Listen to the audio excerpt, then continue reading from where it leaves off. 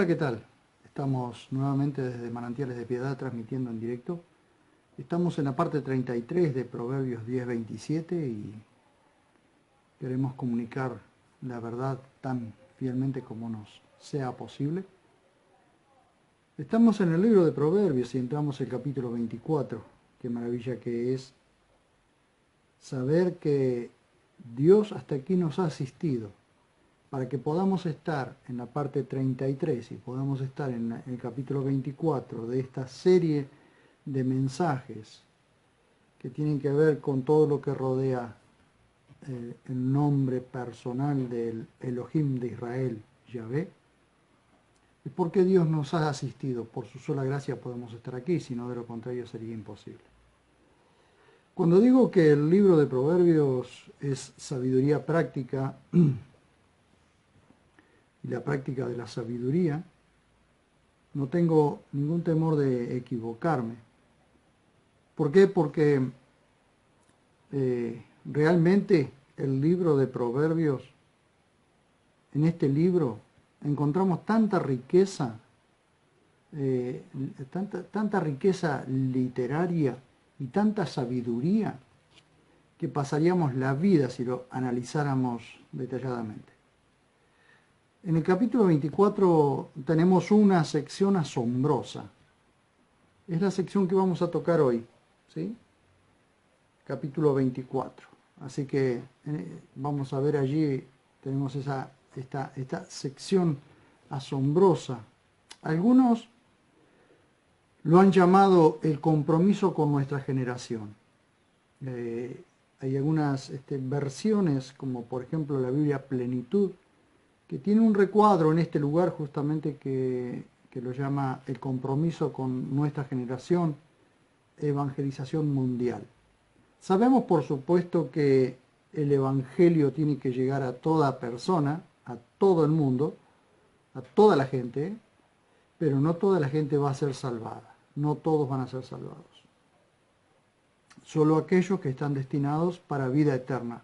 Eso tenemos que tenerlo claro, es decir, con nuestra mente humanista, con nuestro pensamiento humano, desearíamos que toda la gente fuera salvada y que todo el mundo fuera salvado. Pero tenemos que comprender plenamente que Dios es soberano y Él sabe quiénes son los que van a ser salvados. Es decir, salvados, cuando hablo de salvados, me refiero a aquellos que van a pertenecer a su iglesia, a la iglesia de Dios en Cristo. Cuando Jesús dice, sobre esta roca, yo levantaré o fundaré mi iglesia, está hablando de la gente a la que Él, desde antes de la fundación del mundo, ya tenía predestinada para vida eterna. Por eso existe un libro como el libro de la vida, porque en el libro de la vida están anotados aquellos que han sido predestinados para vida eterna.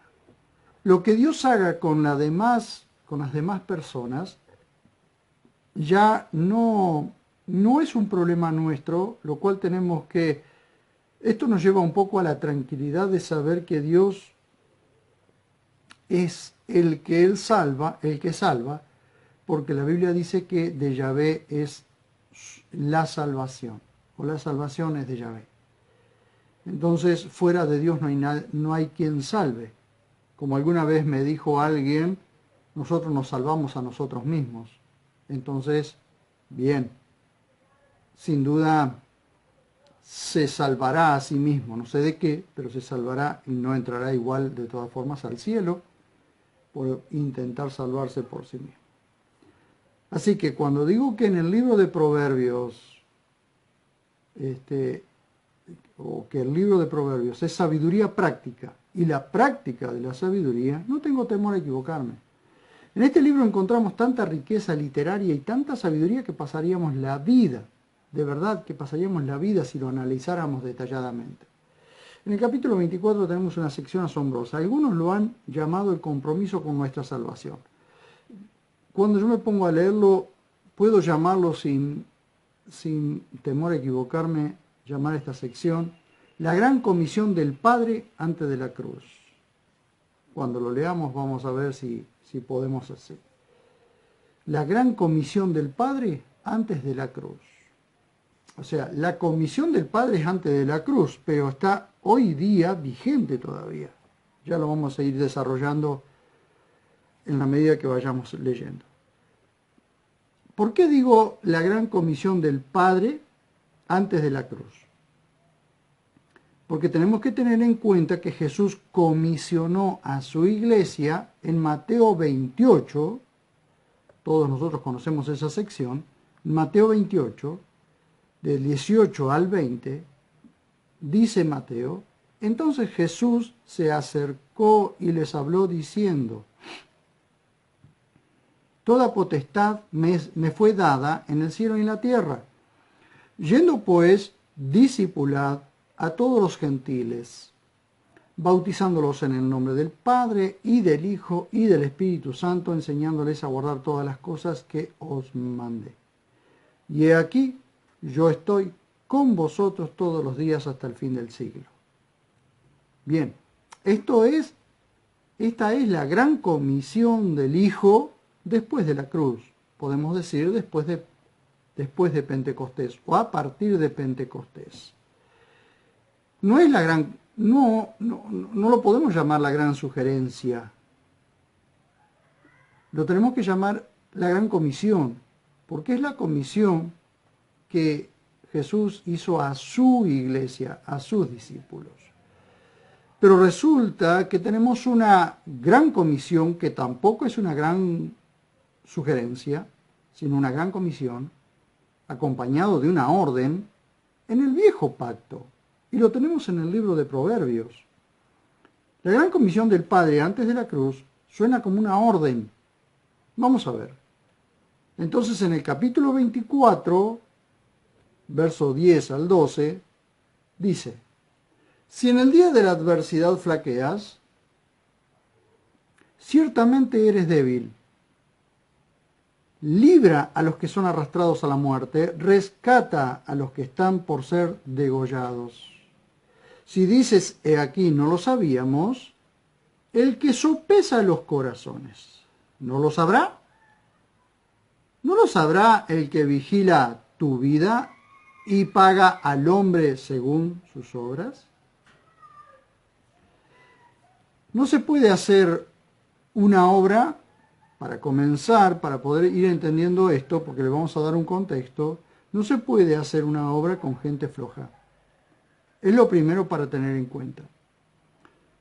El primer llamado a la reflexión que nos hace el proverbista es que la adversidad vendrá a nuestras vidas y tendremos que enfrentarlas. Principalmente cuando decidimos servir al Señor. Mucha gente comienza muy entusiasmada, pero cuando la adversidad llega, abandona la obra que había comenzado con entusiasmo. Hay muchísimos bien intencionados, pero resulta que las buenas intenciones no sirven para servir al Señor, valga la redundancia. No sirven para servir al Señor. Al Señor no se lo puede servir con buenas intenciones. Al Señor se lo sirve con una disponibilidad y una disposición ante todo en el corazón para que Él haga la obra por medio de nosotros. Nosotros podemos tener las muy buenas intenciones y comenzar una obra con todo el entusiasmo del mundo. Por eso comienza esta sección, si en el día de la adversidad flaqueas, ciertamente eres débil. Porque la adversidad va a venir contra nosotros, la adversidad va a estar. El problema es, si nosotros en tiempos de bonanza somos débiles, imagínense en el tiempo de la adversidad, ¿qué hacemos? Si somos flojos todo el tiempo, cuando venga la adversidad, más flojos o directamente no podremos hacer la obra. Así que no se puede hacer la obra con gente floja. Es lo primero que tenemos que tener en cuenta. Así que el primer llamado a la reflexión que nos hace el proverbista es que la adversidad vendrá a nuestras vidas y tendremos que enfrentarlas. Principalmente cuando decidimos, porque este es el contexto, cuando decidimos servir al Señor. Ahora, como les decía, mucha gente comienza muy entusiasmada, pero cuando la adversidad llega, abandona la obra que había comenzado con entusiasmo. Tenemos lamentablemente muchos casos de esos.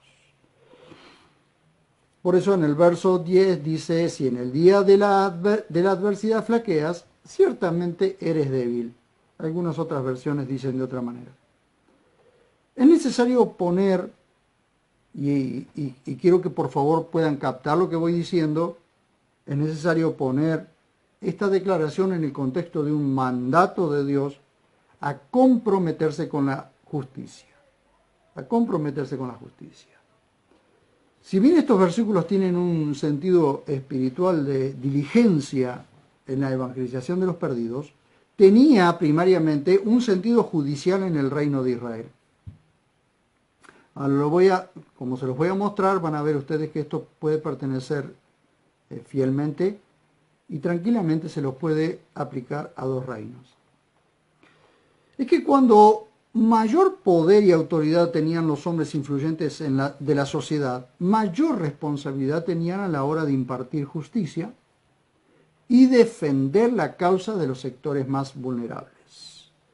Por eso a quien más se le da, más se le demanda.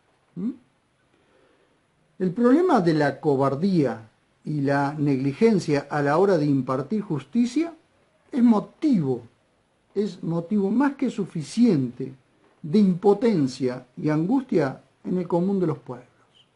Cuando la injusticia sale torcida, y ya lo hemos visto anteriormente, cuando la justicia sale torcida, eso quita la paz, y cuando la paz es quitada, también quita la alegría. ¿Por qué los pueblos son pueblos tristes? ¿Cuándo son pueblos tristes o cuándo los pueblos están tristes? Cuando no hay paz o cuando no hay justicia.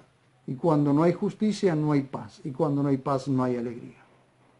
Así que el problema de la cobardía y la negligencia a la hora de impartir justicia es motivo de impotencia y angustia a la hora de impartir justicia. Y a la hora de impartir justicia, los que tienen que impartir la justicia no lo hacen o no lo hacen por cobardía o por negligencia o por corrupción. Entonces eso motiva la impotencia y la angustia en el común de los pueblos. Por eso también luego aparecen los revolucionarios, cosa que no está bien, pero es que una cosa desencadena a otra. Bien, entonces, ser flojos y cobardes a la hora de la adversidad, o ser alguien que se amolda a las circunstancias siguiendo la corriente, habla de la corrupción que sufre la justicia desde la fundación del mundo, o más precisamente desde la caída del hombre. Todos tenemos momentos de debilidad y cobardía, todos lo tenemos. Pero otra cosa es ser débiles o cobardes siempre. En el día de la adversidad o de la confrontación estaremos paralizados por la cobardía. Pongamos estos proverbios, y todos, por supuesto estamos en esta sección, pero pongámoslos todos, en la perspectiva de dos reinos. Porque todos los proverbios, o todo el libro de proverbios, tenemos que ponerlo en la perspectiva de dos reinos. Recuerden que fue escrito para un reino terrenal, el reino de Israel, o la nación de Israel, y un reino espiritual que vendría muchos años después, desde Pentecostés. Entonces lo ponemos en la perspectiva de dos reinos, uno terrenal y uno espiritual. Proverbios 24, 10 al 12 se aplica, o se aplicaba, a un reino terrenal y físico, Israel, donde se debía aplicar justicia y defender la causa de aquellos que estaban siendo objetos de abusos por parte de los poderosos.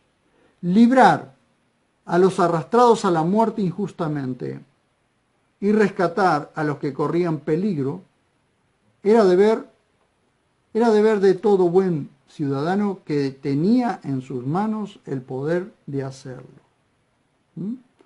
Hoy en día sigue siendo igual. La cobardía, la flojera y la corrupción hacen que los más débiles sigan siendo pisoteados y llevados a la muerte sin que los que deben intervenir lo hagan.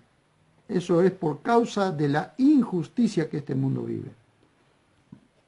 Estos proverbios eran mandamientos con advertencia de castigo para todos los que debían defender la causa de los más débiles y vulnerables de la sociedad. La demanda y la advertencia no ha cambiado para este tiempo. Estos proverbios que estamos viendo ahora nos llaman a no ser flojos y débiles a la hora de servir a nuestra generación con la proclamación del Evangelio de la Gracia a los pueblos y la enseñanza de las Escrituras a la Iglesia de Dios en Cristo.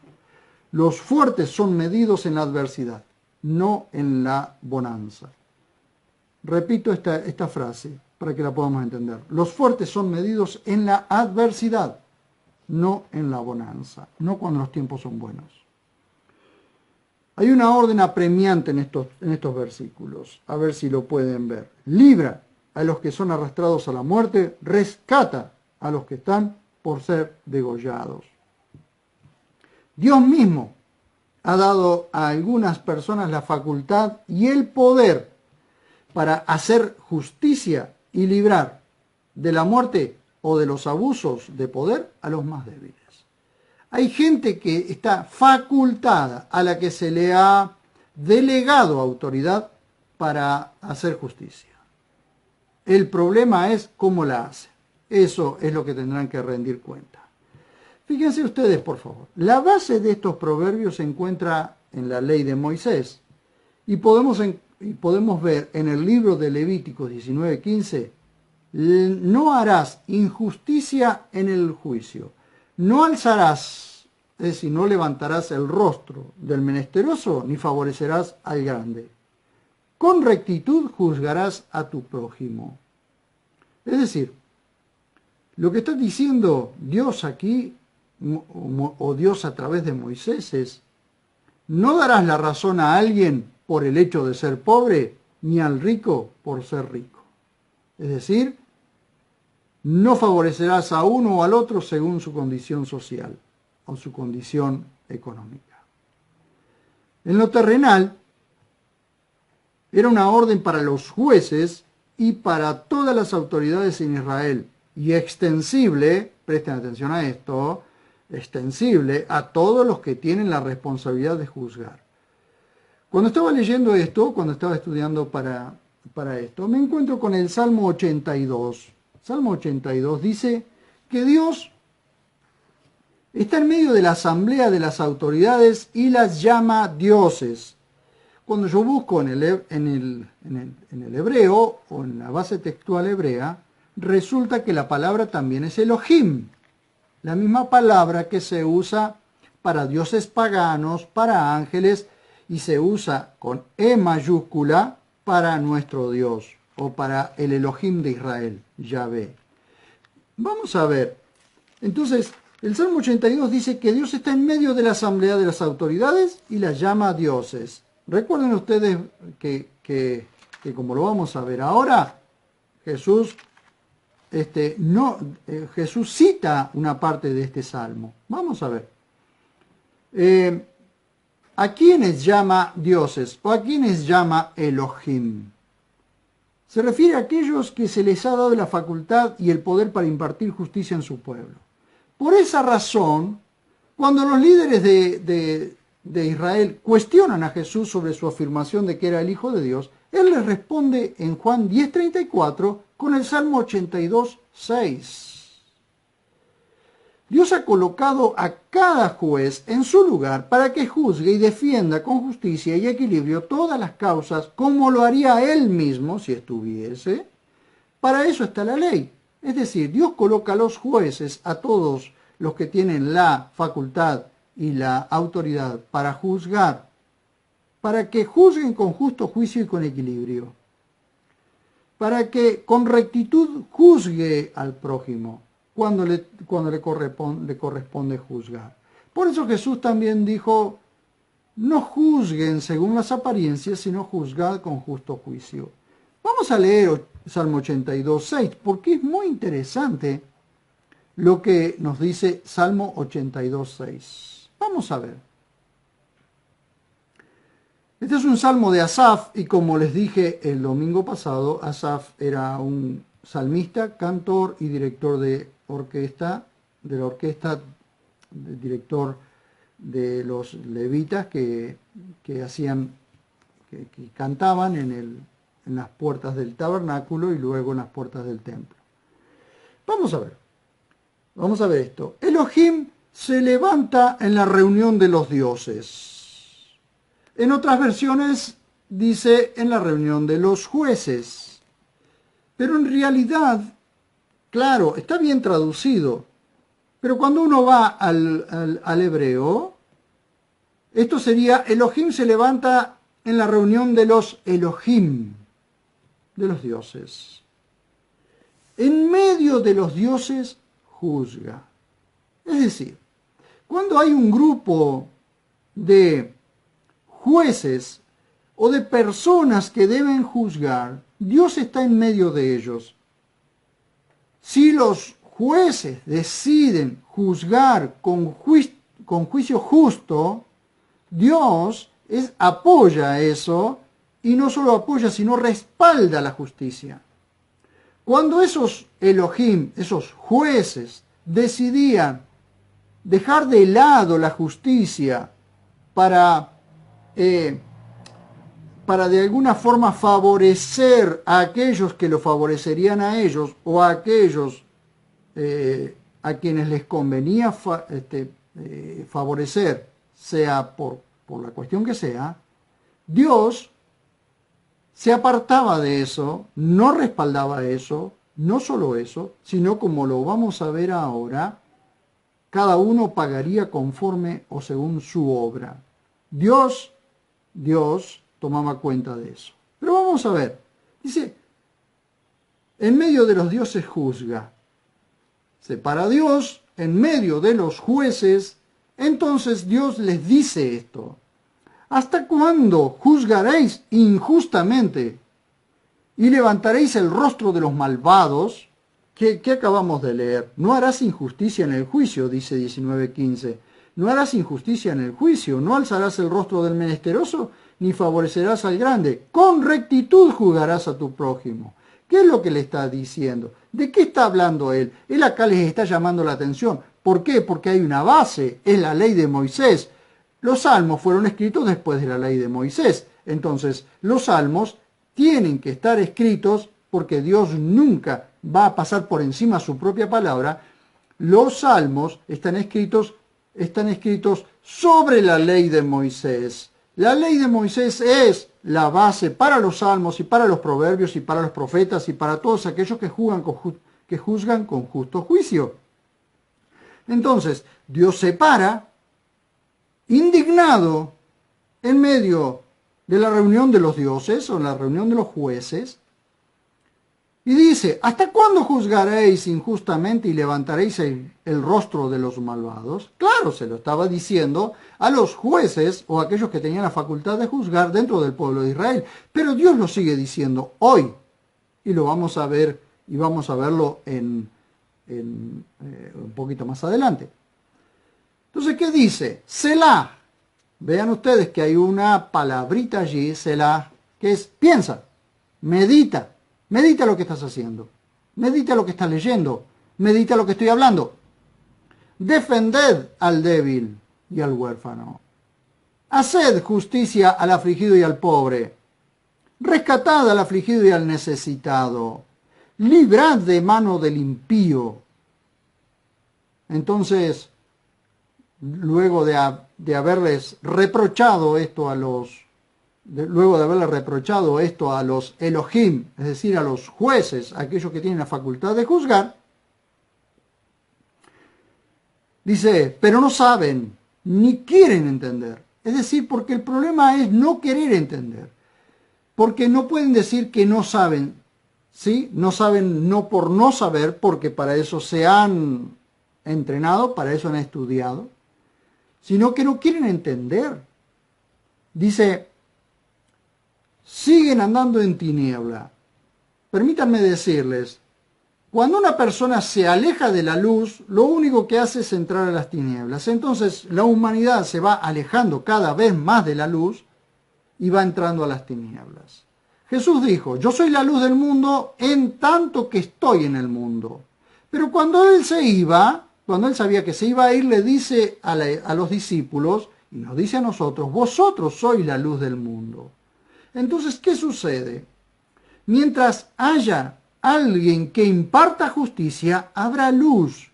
Cuando la injusticia tan galopante como está yendo hoy, gobierne, cuando la iglesia, que es la luz para este mundo, ya no esté, entonces el mundo quedará automáticamente totalmente en tinieblas.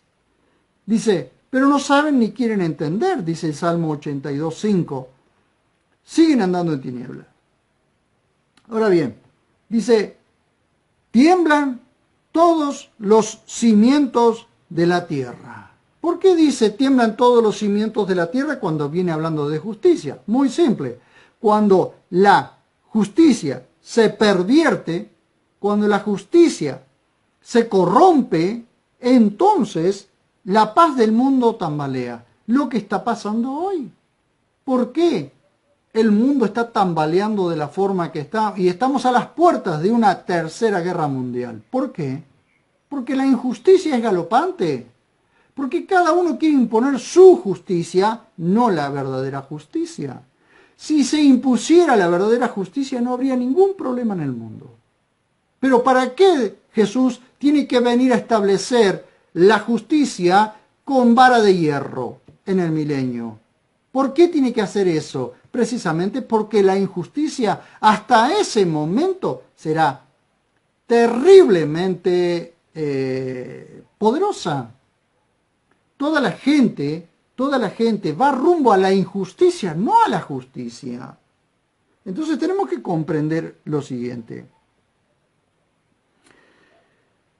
En el verso 6, ¿qué es lo que cita Jesús en el nuevo pacto? Dice, yo dije, dioses sois. Esto lo dice Dios. Yo dije, dioses sois. Yo dije, Elohim sois. Pero Elohim habla de dioses en particular y habla de dioses en general. No habla del Elohim con E mayúscula. Entonces dice, y vosotros todos hijos de Elión, o todos hijos del Altísimo.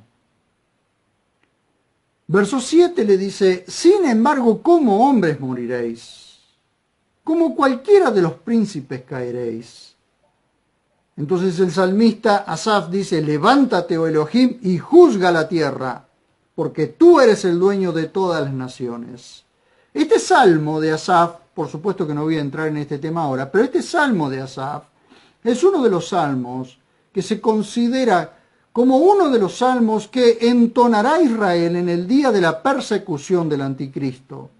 Levantará oración, dice, porque Jesús derramará espíritu de gracia y de oración, y todo Israel mirará al que traspasaron. ¿Por qué? ¿Por qué Jesús apresurará su segunda venida?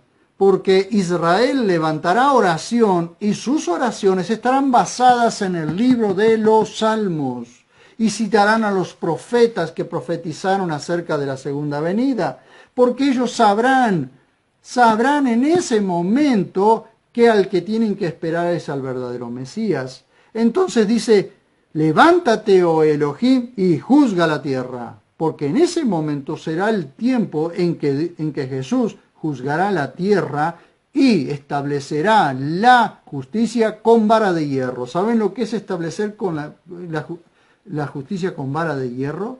Es con el castigo merecido a cada uno. Entonces, porque tú eres el dueño de todas las naciones. Volvemos entonces al capítulo 24 de Proverbios.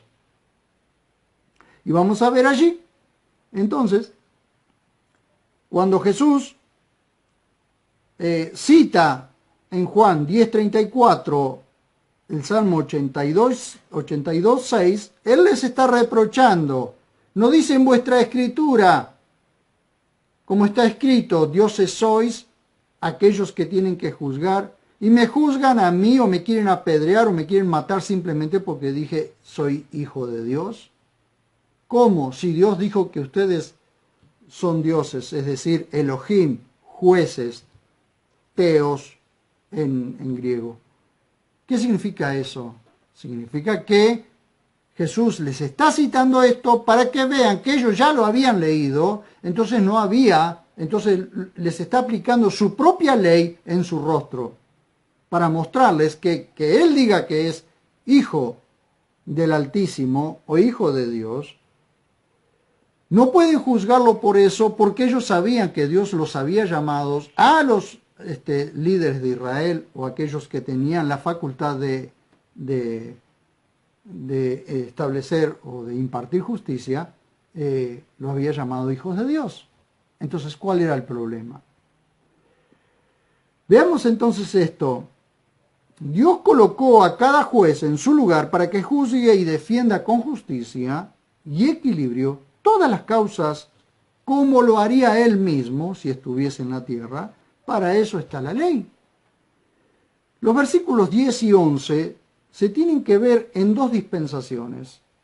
Es decir, yo sé que hay mucha gente que no cree en las dispensaciones, pero como se los muestro, tendrán que creerlo o tendrán que creerlo, porque no se puede establecer esto mismo en una sola dispensación o en una sola dirección, porque estos versículos que yo les estoy mostrando se tiene que establecer en dos dispensaciones.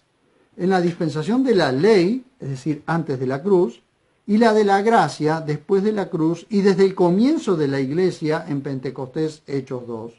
Y si se quiere, no se podría establecer en la dispensación de la gracia si no se hace de forma espiritual. Pero como se los voy a mostrar ahora, vamos a ver, en la dispensación de la ley, ¿por qué? Porque era ley mosaica para que los jueces prestaran debida atención. Los jueces tenían que prestar debida atención a lo que decía el libro de Levíticos y lo que decían los proverbios, que era la sabiduría práctica aplicando la ley de Moisés. Pero veamos esto. En lo terrenal, esto no ha sido abolido por más que haya habido, por más que haya nacido la iglesia. No ha sido abolido, pues Dios demandará a cada juez en la tierra por su actuación a la hora de impartir justicia, como lo vemos en el verso 12. Esto es en el plano terrenal.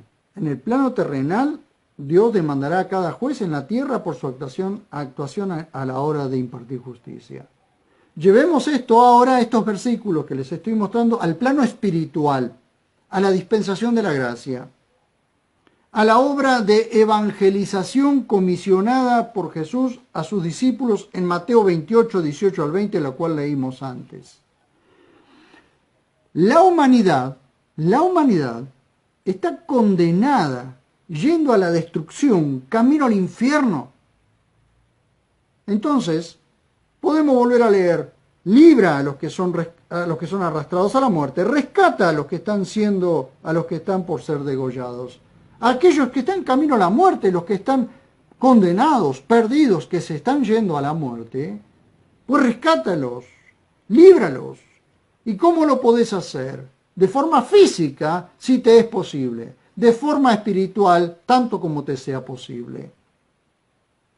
Por supuesto que aquellos a quienes no se nos ha dado la facultad de juzgar, de juzgar en la justicia, porque no somos jueces, tenemos siempre la posibilidad de librar o de rescatar a alguien de las llamas del infierno. Vamos a ver. Entonces, vuelvo a repetir, la humanidad está condenada yendo a la destrucción, camino al infierno.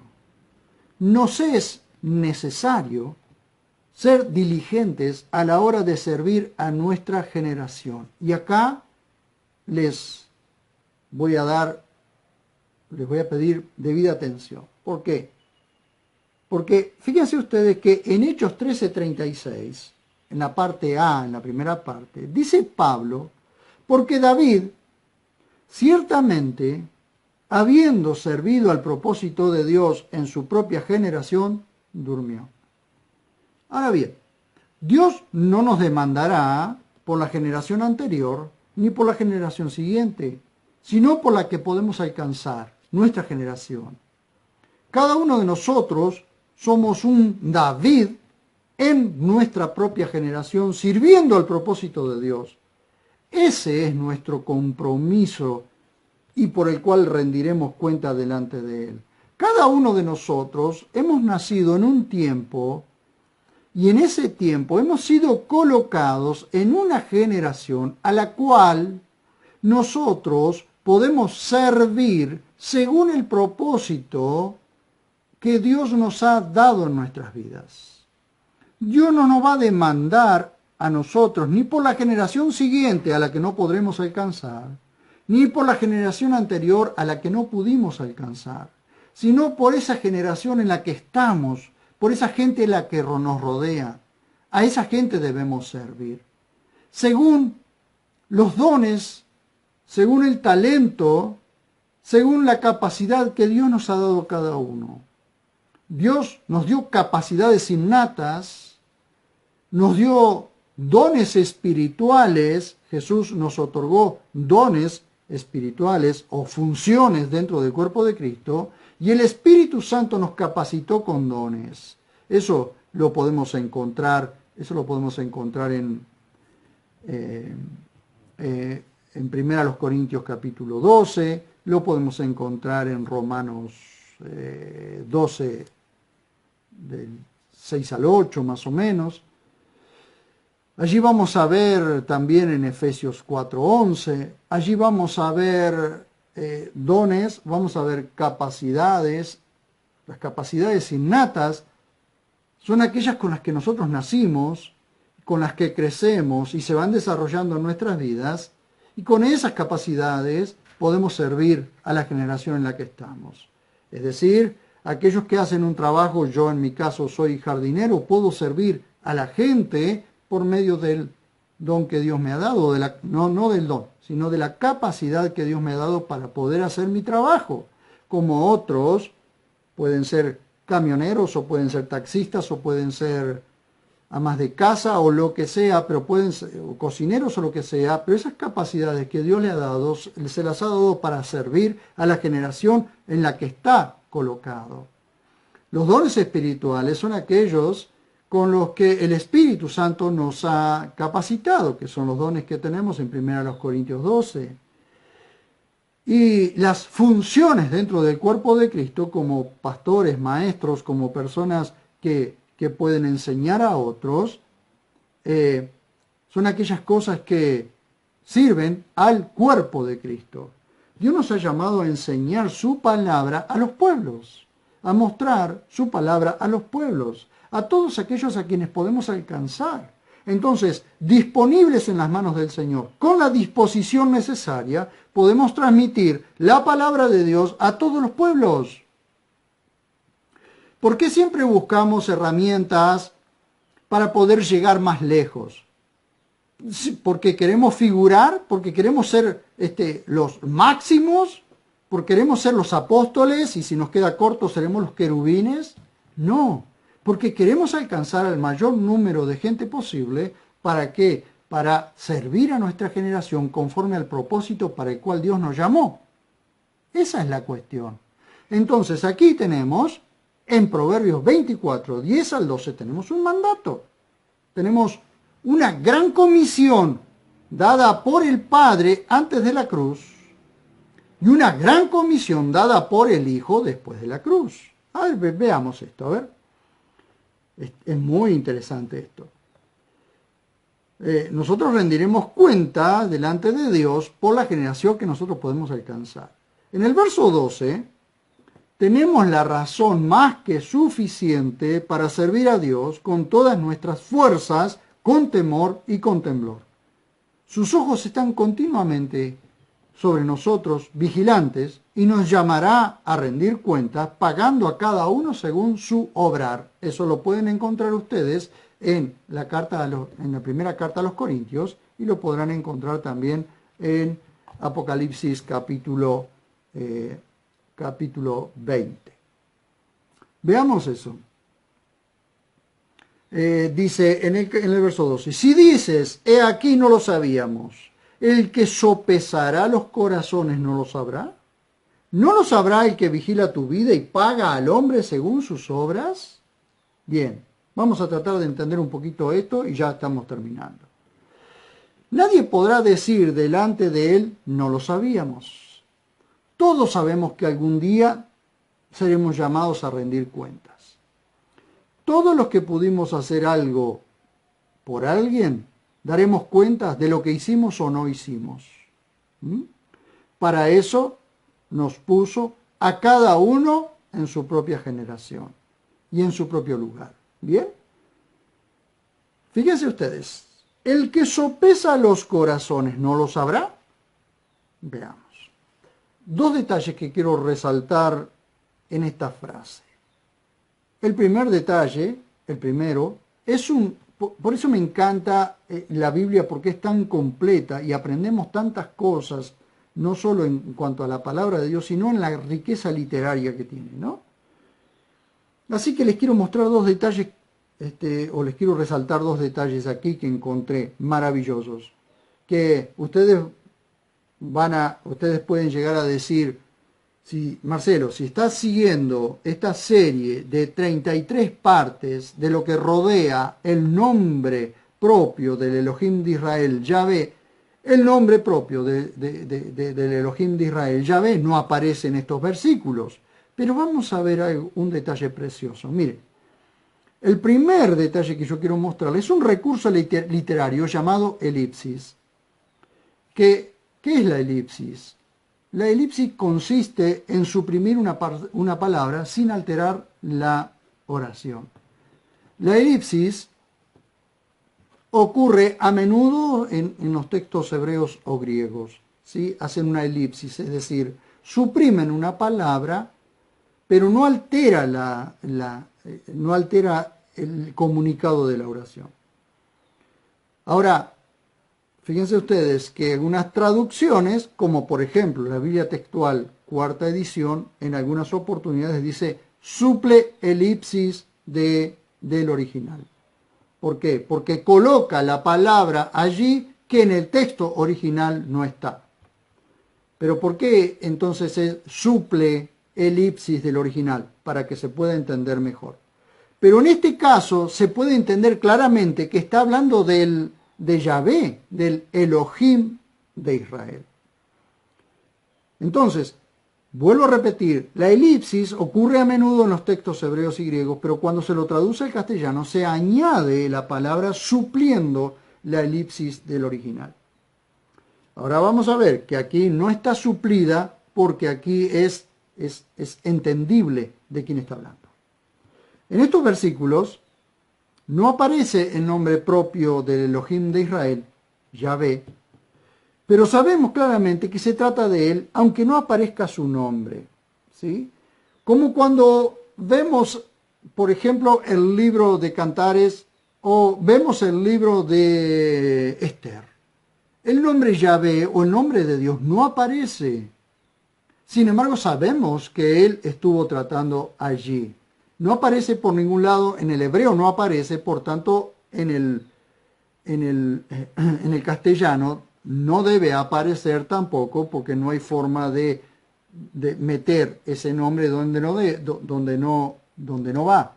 Pero resulta que en el hebreo, aunque no aparezca a simple vista, está por lo menos en 3 partes codificado en el libro de Esther.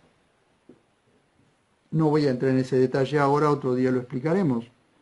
Pero su nombre aparece, porque recuerden que Jesús dijo, que Yahvé dijo que él escondería su rostro de su pueblo. Ahora, que él esconda su rostro de su pueblo no significa que no esté detrás de los acontecimientos que defendieron al pueblo.